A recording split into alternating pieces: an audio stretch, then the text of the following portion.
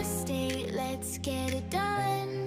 Clicks and reviews, we're number one. Reputation's key, we'll show you how. AI's the future, the time is now. Welcome to Google for Real Estate. I'm Derek Bixler, real estate agent, outdoor adventure sportsman, volunteer firefighter, local SEI guy, and Google Gemini geek. Let's get into it. Before I jump into it, anyone here live have any ask me anythings, any wins, any issues or questions about Google Business Profile, Google Ads, websites, SEO, anything? Cool. I'll get into it. I got a bunch of stuff here. I should organize these things by category. Here's all the AI news. Here's all the Google Business Profile news. Here's all the website stuff.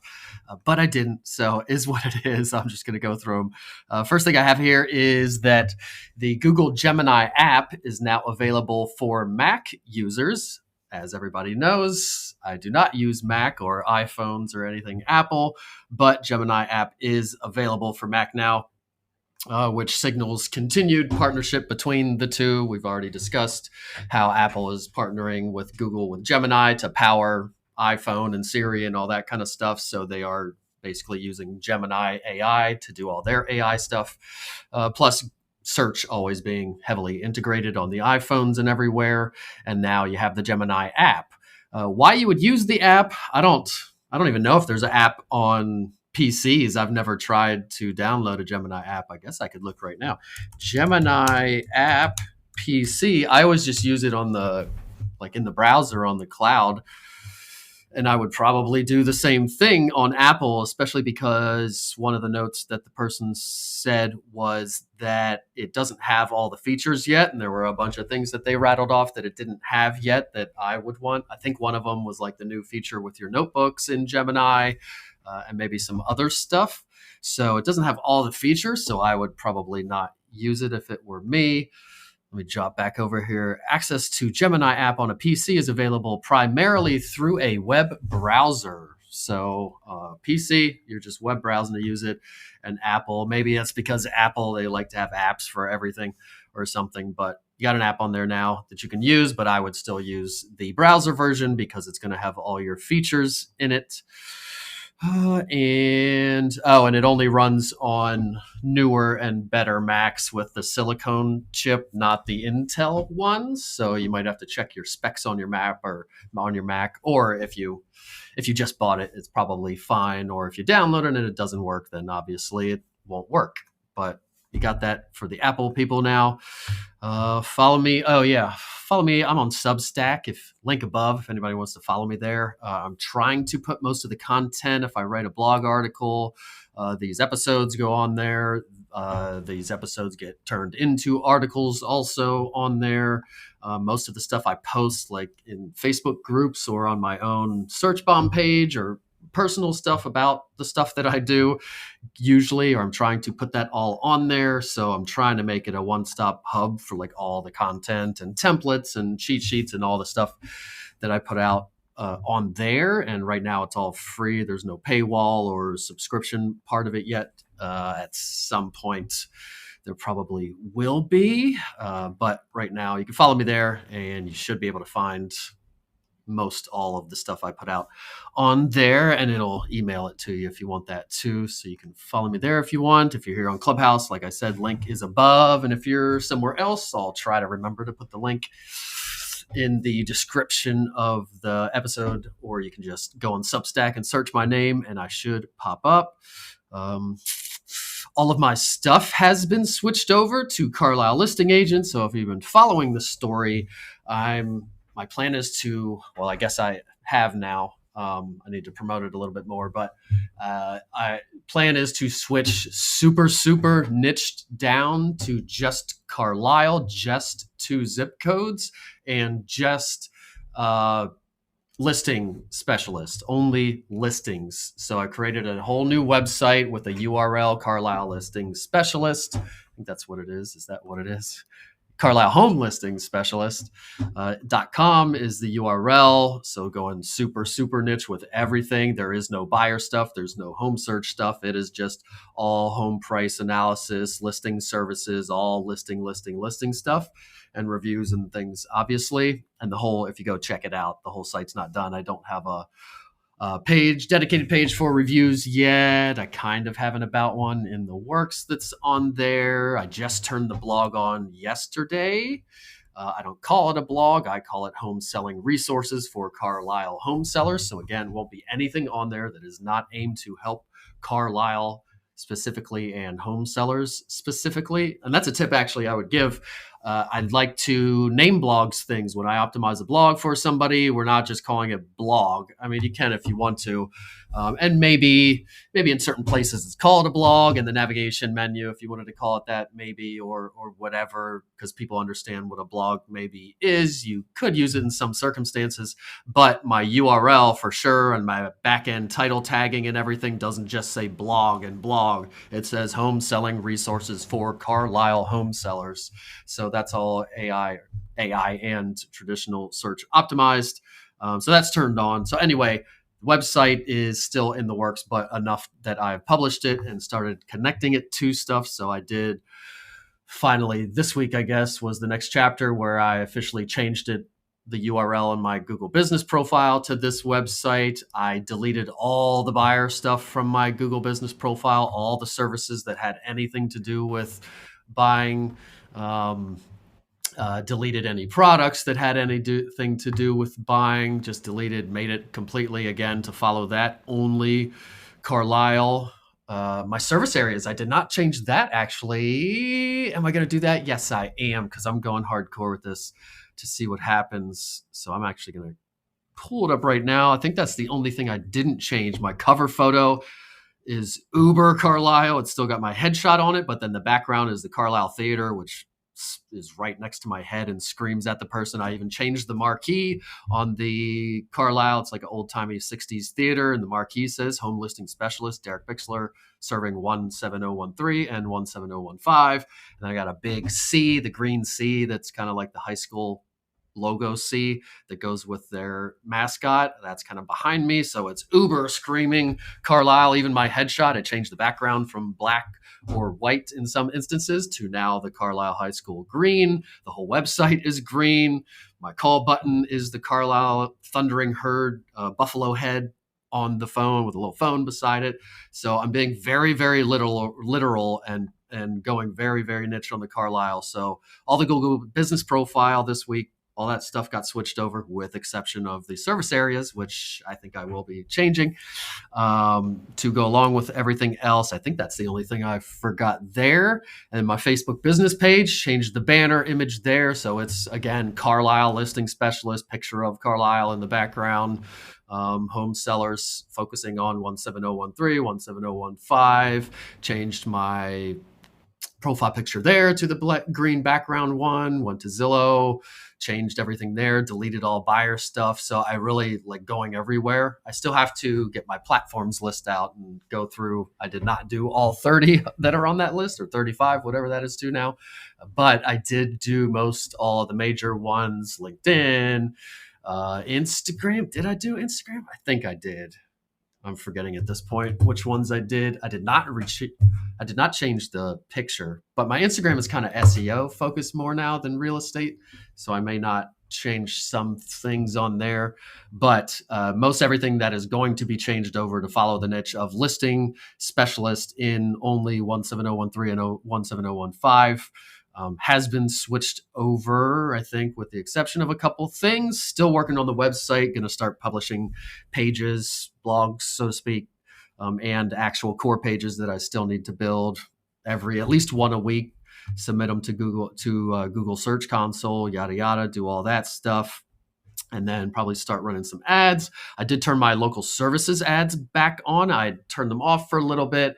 I have now turned off every service area in there except for Carlisle proper, which I already know that in local services ads, you want a broader service area. When you make it not big, you need to be doing counties, like the 2 or 3 or 4 counties around you. When you make it too small, the calls pretty much stop. So I'm probably going to have to widen that, even though I don't want to. But for now, I did change that to only Carlisle, and I turned off every single service other than seller's agent. So local services ads is also following the same thing. And then, so I think I've done everything. YouTube, also the banner image there, changed to Carlisle, and the description there, Carlisle listing specialist. And I actually, this is a note here. I changed everything. I made sure the website was right and saying everything it should be saying on it properly. I changed the LinkedIn, the Facebook business page. I changed all the stuff other than the Google business profile before I changed the Google business profile. That was the last thing I did. I made sure everywhere on the internet said what I wanted, Carlisle listing specialist. And then I changed the URL on my Google business profile and the services and all the things to follow all the stuff, so that if Google goes out and scans, it's definitely scanning my website for sure to see if everything matches. But if it scans all the other things, I want it to be saying and be consistent in all the places.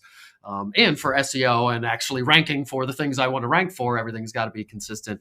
But just for that, not running into trouble with all the changes on my Google business profile, it was good to have everything done everywhere else before I made the changes on my Google business profile, so everything was aligned if they check that stuff. So that's the next chapter. Everything has been kind of officially switched over, I guess, and it's only been a few days since I did that. So we shall see what comes of that. And again, just because I did that, it's set up properly now, but if I don't do anything from here on out, it's not going to work. If I don't keep getting reviews, if I don't keep making pages and keep blogging and I need to also promote these pages that I make a little bit better. I need to be posting them on Facebook and at least getting a couple clicks, putting them in my story, doing something to get some kind of amount of a couple clicks at least to it that signals to Google that people are going here, and that helps it a little bit as well, because if you just create things and nobody ever goes to it, it will probably get it de-indexed at some point. So, and at the beginning, it's good if you can get some traffic. It can help the ranking a little bit at the beginning, and then it'll shuffle it up to the top, and then if somebody else sees it in actual search and clicks on it, then that's, oh, people do like this. And now it'll show it, keep it ranking more and show it to more people. I'm guilty of that, need to promote pages a little bit better, especially when they're ones like I'm about to talk about. So the next item I have here on my list was the blog post. I posted this in Real Estate All Day and on my search bomb page. I will put here, if you're live on Clubhouse, in the chat, there's a link to this article. I think it gives you the prompt for it. Yeah, it gives you a prompt for writing the article to put in your AI of choice. I used Gemini, but basically it's an article and this is aimed at sellers, so it makes sense for my new website. The new UAD 3.6 appraisal format. So it's what did I call it? The 2026 home appraisal changes, what Carlisle home sellers and homeowners need to know. And then it's an article directed at Carlisle homeowners and home sellers because it also affects refinancing, the new appraisal process. And it explains to them 2 reasons this article is great. 3 actually, I guess. 1, it educates me. Now I have, in making this article, I've read all this stuff. I've read the source stuff. And now I kind of have a better understanding of the new appraisal process. So that's number 1. Number 2, it's also a good resource to actually send to seller clients, or you can put on a list of, well, if you have a blog and they're all good resources, then you should be able to just send them to your blog. But if you had a list of links or QR codes or something in your packets for home sellers to help them get ready to sell, this is an actual good resource and they need to know this. It is coming and kind of in beta happening some places already. So they need to know this. It is not the way we used to tell them appraisals used to happen. It is not 3 seconds. Sometimes they don't even go inside. And if they do, they walk through it in 60 seconds and are out. It is changing completely, for the most part, the way they assess it and track it and format it and everything. So we need to know about it. And this is a good resource to be able to provide to people. Which is always good, because if you create content and when you're done making it, you're like, who would I send this to? I have nobody would even want this. Then probably people out there searching, even if it's good SEO and comes up, if nobody cares about that, then it doesn't matter. But if it is an actual good resource to send to people and you're like, this is good to send to my clients to teach them, then it's probably good for other people too. So I keep that in mind. When you're creating these things, you really want to make it an actual good resource. You don't want just a bunch of words and pictures on a page because it's good for SEO, you heard, and you're doing it every week, but it's really not good stuff that anybody would care about, or is formatted terribly or not visually engaging and there's 0 pictures or something. You really want to think about what you're putting out there. But so I think this is great. Number one, it educates us more on the process. Number 2, it's a good resource for our clients. And number 3, good SEO, good words on pages, so to speak, for SEO aimed at sellers. And again, I would aim it specifically more at your local sellers. You'll see in my prompt, you got to replace Carlisle with your town, but I wouldn't make it just a general thing aimed at everybody on the planet looking to learn about this. I would make it specific to your area or areas. Maybe it's multiple cities or counties or something, or central Pennsylvania or something like that. So that prompt's in there if anybody wants to write that article. For anybody that doesn't know anything about it, you can read that article if you want, but your AI will tell you all about it. And now the timeline is right now, all lenders can start using the new format if they are ready.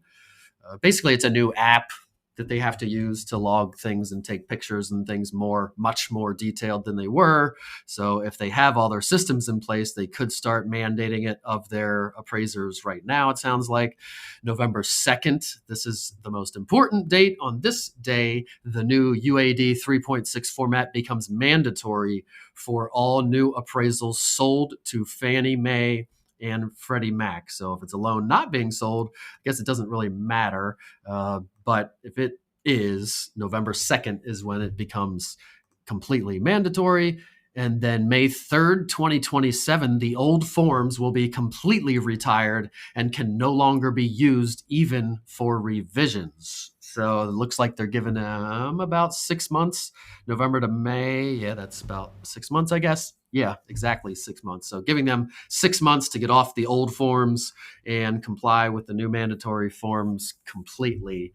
So if you didn't know that stuff, definitely need to educate yourself on that. And then also on that, it will be super, super important to, some of us already do this, to have detailed sheets on any work that was done, if there's receipts for it and costs for it and what materials were used, as much detail on the house as possible, especially any upgrades and things like that. Work done, work that can't be seen also, if something was super reinforced or really awesome, but it's covered up by walls or something that somebody can't see, piping in the wall that's special or whatever, walls that are made of a different material, better material than the other house next door, all that. You really want to have that all spelled out completely to give the appraiser, because they are going to be taking a lot more into account now and tracking and logging a lot more of that stuff. So if you want to get credit for that stuff in the appraisal, you really got to make sure you're giving them all those things. So if you want to write that article, everything you need is in that link that I put in the chat here on Clubhouse. I did use Gemini. The prompt is there. You could use it anywhere, any AI. You would not be able to do the other part that I did on Gemini, which was I used a Gemini chat and pulled in a notebook, my Google Helpful Content notebook. So kind of my notebook that tells them how to write it the way that Google wants things written. And then I also pulled in my notebook for the UAD new appraisal process that has all the information about that. So I pulled in the expert on the thing I was writing about, and then I pulled in the expert on how to write it, and then I wrote it right in Gemini. And similar things can be done in other AIs, but if you care, that's how I did it. What's next here? So all my stuff switched over. New review rules for Google Business Profile. Pretty important. Don't mention employees in reviews. So that matters to us because a lot of us have the team member, or if you are an agency and you would have people mention agents possibly if someone was leaving a review on the agency page, or if you have a team and people are getting, other agents on the team are getting reviews there, they might say Lisa, Debbie and the team were great. You don't want to, even the team leader, I don't think you want to mention is how I'm hearing it. So one of the things was you don't want to mention employees in reviews, and that is probably because of the next one. They said you are not supposed to encourage or reward or have contests for or any kind of incentives for employees to give reviews. To get reviews, not give reviews, to get reviews, which sucks because every HVAC company on the planet, or the good ones at least, and everybody else that does it correctly, you're always asking all your service when you're at your house, give them this card to give us a review, or if you can get a review while you're on the premises, you get a $50 bonus, or everybody that gets a review gets put into a hat to win a GoPro at the end of the month, or whatever or a couple days off sometimes they would do. And very common practice to encourage your employees to try to get reviews. And this is saying they're really not supposed to be doing that and not to do that. And then obviously you wouldn't want to call out employees like the first one I said, because that's going to kind of signal to Google that you have the employees asking for reviews or trying to get reviews. I don't know why they didn't just say don't ask for reviews, period, and make it like Yelp and just make it you're not allowed to ask for reviews, period, because that's basically what they're saying here. The employee is an extension of the business. They are in contact with the customer. It makes good business practice to be asking them to leave a review. I don't think it makes sense, but seems to be the rules now. So don't have people say the name. I would even, somebody's knocked my door. Hold on. And I'm not answering it. I closed my office door, but I'm not answering the suite door because it's locked and I'm not expecting anybody. And I'm in the middle of something. So no review rules for you there. Don't mention employees. Don't have your team members get mentioned. And don't give rewards. I guess if nobody knows you're giving rewards, nobody's going to know. But if somebody left a review and maybe mentioned it, or Google found out for some reason, not good at all. Google Maps, and I posted this also in the Facebook business or the Facebook Real Estate All Day page and on my Search Bomb business page. If I can find it, I'll drop it here as well in Clubhouse if you want it. So that post is Google's new, they just dropped their trust and safety report, which I'm not going to go through right now, but you could check it out. It basically gives you the number, how many millions, I think it was like 81 million reviews removed because of spam, and kind of gives reasons and talks about all that stuff. And then how many Google business profiles were suspended or removed from Google, all that kind of stuff. So trust and safety, meaning basically how much stuff did we remove from Google business profiles, or how many Google business profiles did we remove or suspend or reprimand?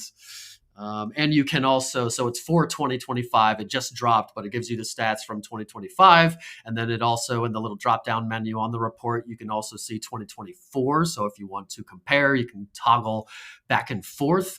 which I did not do right now as I'm thinking. That link that I gave everybody to the post has a link in it to the actual transparency report from Google, but then there's also a Gemini gem there and a Notebook LM and an article on Substack that I wrote about it. But also Notebook LM and a Gemini gem. And in the Notebook LM and Gemini gem, especially the notebook, because I can put more sources there, I put the main article that you would see if you clicked the transparency report to read it. But then I also clicked on, like they have hyperlinks to learn more about whatever they're saying in the article. I also clicked all the hyperlinks and put those articles that are explaining further about reviews or review policies or the things that it's referencing. And I clicked on all the tabs in the report and got all those words and articles and put them. So if you went to that Facebook post, you can see the raw transparency report there if you want to read it. But then that gem and that notebook also, they've got all the supporting information also. So if you wanted to say, hey, create me a blog article or teach me about this thing real quick or make me a infographic or wanted to do whatever, really, you could do that there. So just follow that rabbit hole to that post and should have everything you could ever want to know about that. Google coding, Code Red. So Google seems to be falling behind with their coding. You heard me say last week that I prefer it over every time I use Claude. I prefer Gemini's coding stuff, at least for the things that I've been asking it for. However, Claude is supposed to be the undisputed champ of coding. So Google has put out a coding Code Red, so to speak, for coding. And Sergey, one of the founders, people of Google, is said to be running it. So it's a serious business. They wanted to catch up on coding. Not that I don't know how much they've been falling behind because they put a lot of resources into it.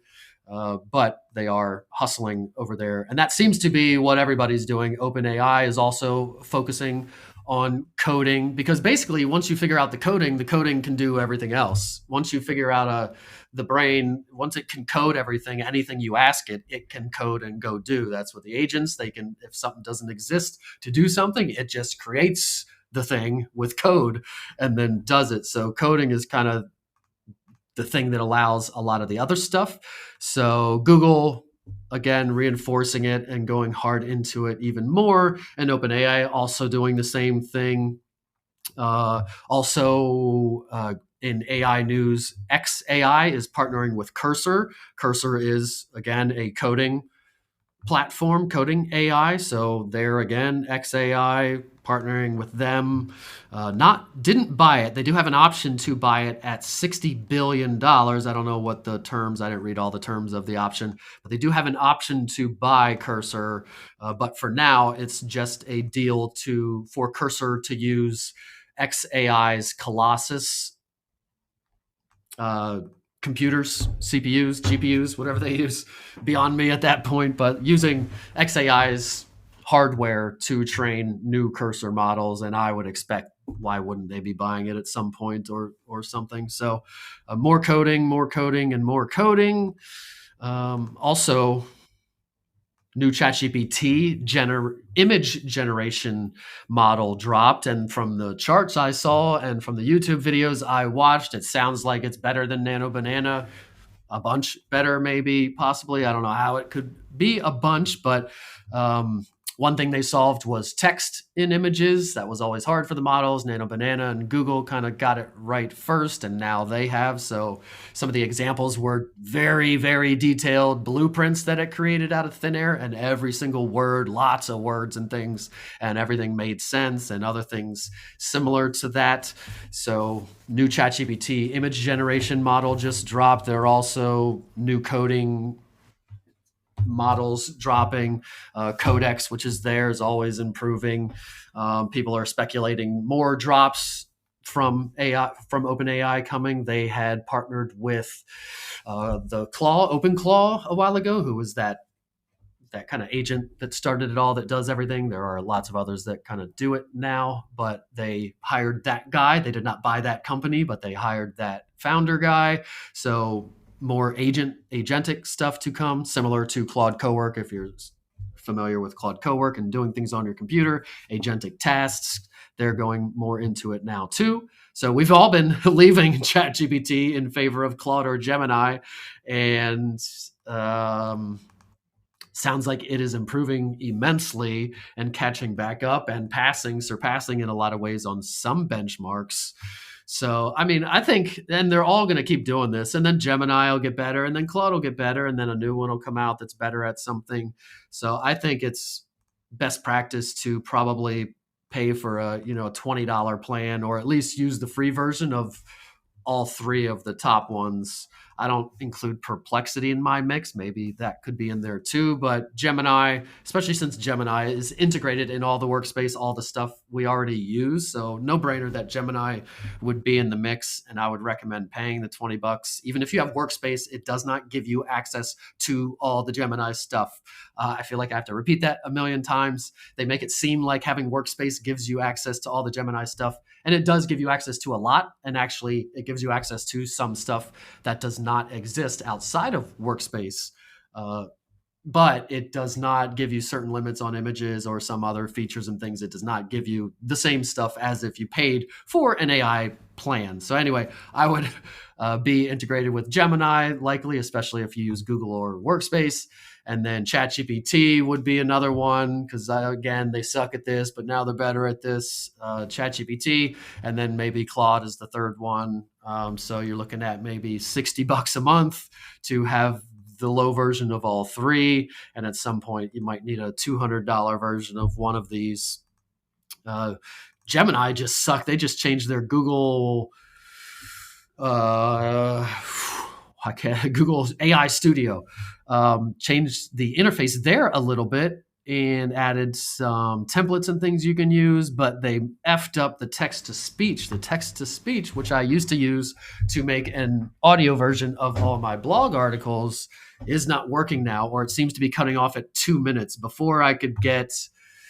It was supposed to be unlimited, but it was always F up if it was anything over 5 minutes. So I would chop my blog articles into sections and then piece those sections together.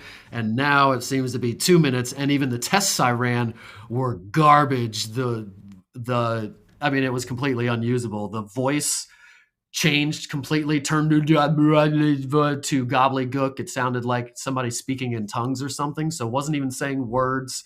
The voice completely changed from what it started as. It's like a regular, straightforward kind of woman voice. And then it turned into a little bit of an accent, into a slow person, into a just gobbledygook or whatever. So it couldn't do anything over 2 minutes. And it also didn't work. It was terrible, horrible. In a lot of cases, wouldn't even process, didn't even work or finish the job. So they definitely effed up my text-to-speech. Maybe they made the free, because I used to use the free. Maybe they are now making it that you have to use one of your API keys and pay for better text-to-speech, or maybe they just need to fix it, because even at 2 minutes, even if it's limited to 2 minutes, okay, fine, it's limited to 2 minutes, but at least make it work. So I'm kind of disappointed, because I've published, I don't know, 4 articles this week, and none of them have an audio version, and I have a podcast version of those things that I want to keep the cadence of something getting dropped every week, but is what it is. So yeah, lots of new stuff coming from XAI, ChatGPT, Gemini, always going to come out with something. Again, they're code redding with their coding stuff, with Sergey running it. And then here is just a basic all-around tip for your websites. And I put it on here because I have a reminder to remind myself to email all my website, all the people I've created websites for, to slowly go through their websites and get new pictures. Some of them gave me some pictures, or I'm able to source stuff that's original, but a lot of the pictures are stock pictures or AI created pictures, neither of which you really want on your website. It's okay for a placeholder, but really you want all original pictures, because Google likes to see original images that it cannot find anywhere else. And also it just screams, usually a stock image screams stock image at people. and they know it's a stock image. And then also, if you're stealing images off of Google or whatever, that's somebody's image, and you could possibly get in trouble for that at some point. So it's really a good idea, and I think 100% of people are guilty of it. I've never seen a website where every single image was their own, other than my new one. I think everything, a single image so far, is original on there. But you want to go through your website, and you don't have to do them all at once, but maybe your homepage. You just look at your homepage and say, all right, what photos are on here, and which ones are not original? Okay, that header image there was clearly just a fancy kitchen from Canva or something. I need to get my own image of the team or of downtown Carlisle or whatever you want that header image to be. Then scroll down. Oh, there's the about section of me, and that obviously that's going to be an exclusive image of yourself. Maybe you make another one that's not found somewhere else of yourself, that picture of you, or a better one, or you don't like it or whatever. Scroll down. Okay, now here's service area images, but those are all stock images found wherever the website builder found them. So I'm going to go get a picture of downtown Harrisburg. I'm going to go get a picture of, well, I'm only Carlisle, so it's all, I don't have that section really. Actually, I should have that section and just say 17013, 17015. That would compound on the niching. So I will add that actually to my homepage, have a service areas section still, and then just have the 2 zip codes. And then I'm going to put a picture, likely, if there's a picture in the design, way I design it, of taken in 17013 and a picture taken in 17015, and they'll both be original images that won't be found anywhere else by Google on the internet. So that's something you could take and do today, is go through your website and just slowly, like I said, maybe page by page, and you put a list. All right, today when I'm running out, I need to get these 2 pictures. And you need to take them on your phone, leave all the nice metadata on it and everything, title them SEO properly, blah, blah, blah, like I've talked about before, alt text, description, yada, yada, and replace all the photos on your website. So, and if you are a client and you're listening to me, you will be getting an email to remind you to start doing that. So yeah, audit your website images. And the last thing I have here is local services ads. I got an email.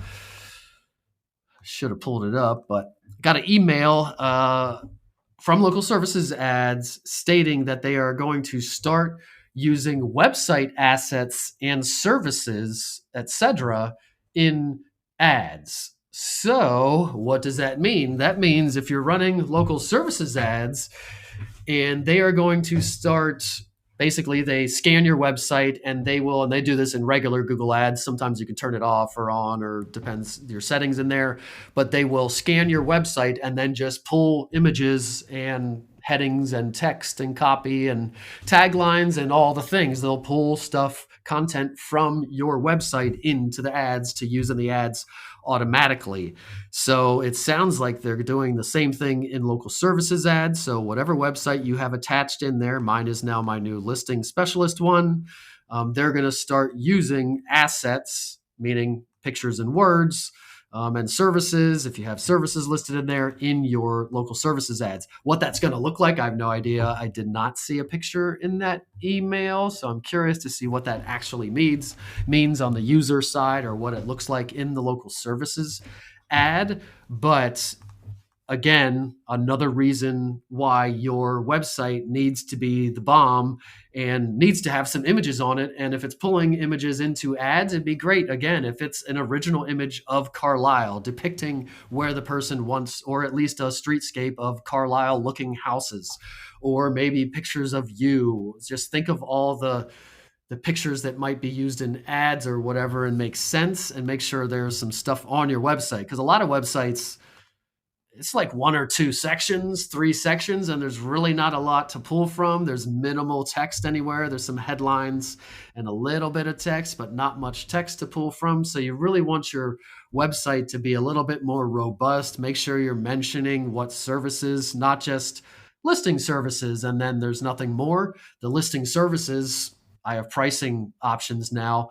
So under my pricing options, there's a drop down, and actually I'm not supposed to be doing drop downs by what I just heard in a podcast, but for now there's a drop down right there of the services, which it can read, but it's harder, blah, blah, blah.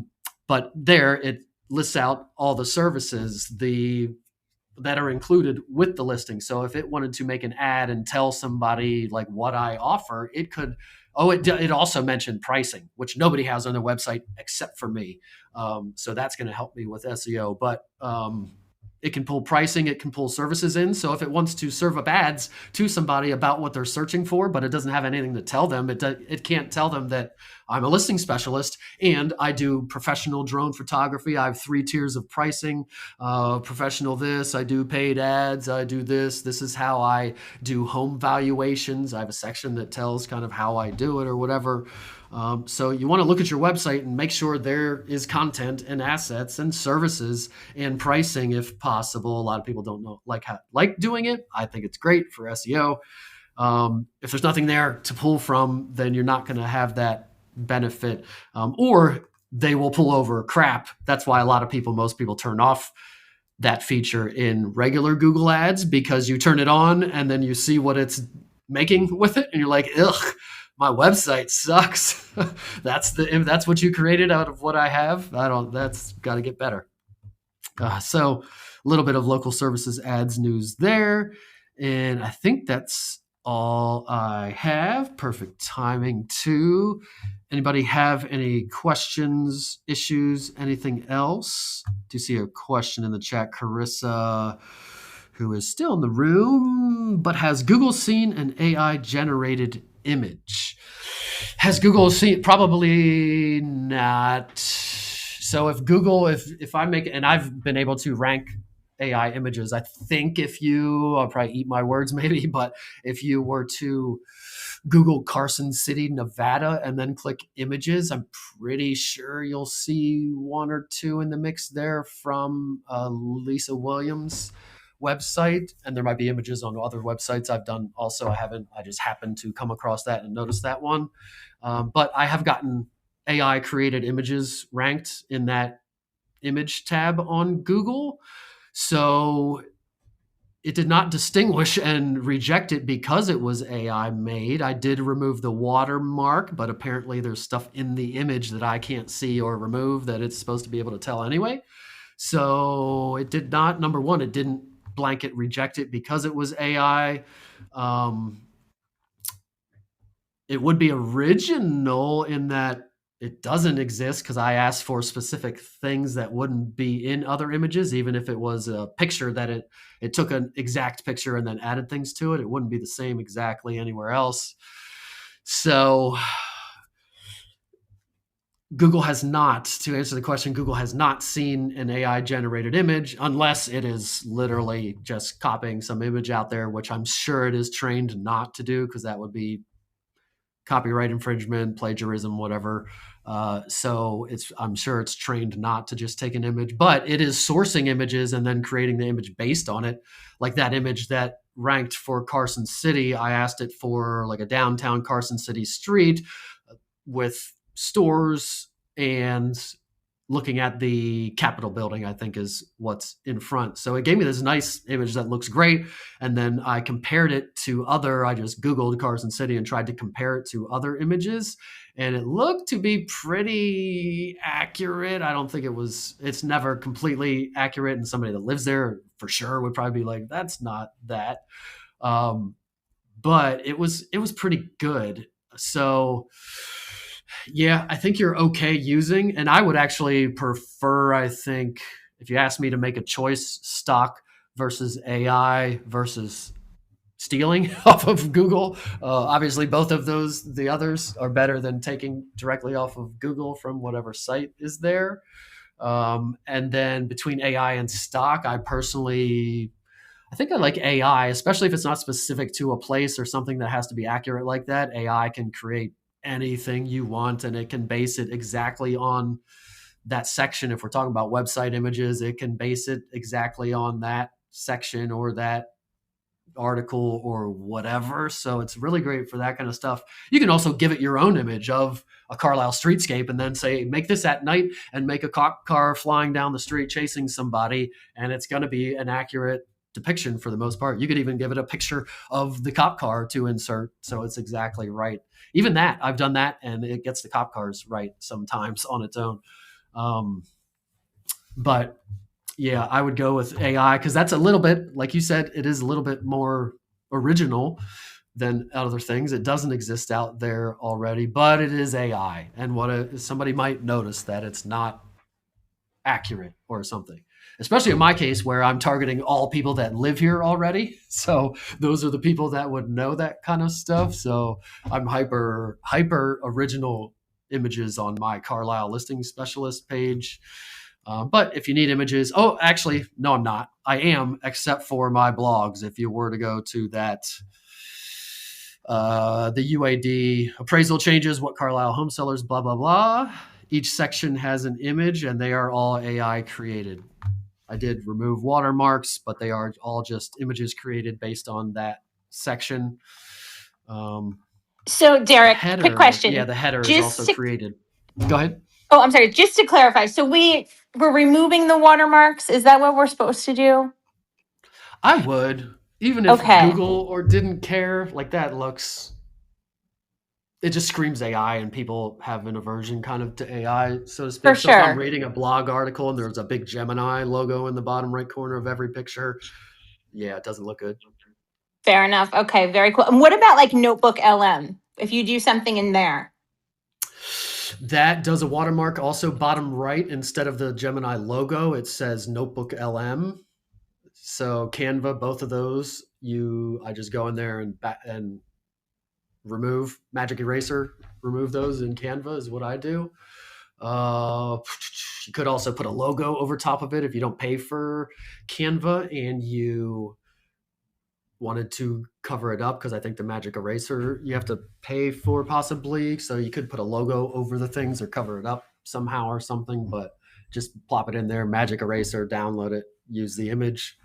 If you're going crazy, title it, alt text, blah, blah, blah. If you use Flow, that is the way to not have a watermark, except it is the fancier, and you can get higher output too. In Gemini and Notebook LM, generally that's going to be 720p resolution, sometimes 1080 maybe if you pay, but generally I think it's like 720, which typically is good enough for most applications. But if you wanted a higher res version, if you use Google Flow, just Google it, Google Flow, follow the clicks, click in there. Definitely lower limits. You'll get cut off way faster, make a few images, or you can make videos in there too, a couple videos. It will cut you off after just a couple, and you got to wait a day or next month or whatever it is. But the images in there right now, I did some a couple of days ago, and I did not see a watermark on them. So in Flow, and I think actually the new Nano Banana too, I think I heard you could create, if you specifically do it in Flow, you can get unlimited Nano Bananas. Maybe I'm wrong. Maybe it was in Google AI Studio. Anyway, in Flow would not have a watermark, and same with videos. I don't think they have a watermark in Flow, but if you make a video in Gemini, I think it still has the VO. It says VO in the bottom right, which you can again put in Canva. And I usually just expand the image to crop out, expand the video to crop out essentially cropping out the VO watermark. Or I don't think they have a magic erase tool for video. They do have a background eraser in Canva, but not a magic eraser for video. But yeah, any watermarks as much as possible I would get rid of, more for the detection of AIs, that it's not, they already know, I think, but for that, but more for the user. The second they see that logo, now it's like, oh, this whole article is AI, never mind. And just ugly, I guess, too. Anybody else? Anything? Cool. All right. Well, I'm glad I haven't been looking at the room really, but a few more people stopped in. So thanks for stopping in. A little bit light at the beginning. Follow me on Substack for all content and all things. At some point, I'm going to stop sharing everything everywhere all the time, because a brother be poor and needs to make some money. So at some point, there'll be some paid tier and something will happen. But for now, everything's out there all over the places. I post everything everywhere, including Substack being free at this point. So anyway, peace out and have a good Wednesday and go sell something and go get a review. Later. Clicks and reviews, we're number one. Reputation's key, we'll show you how. AI's the future, the time is now.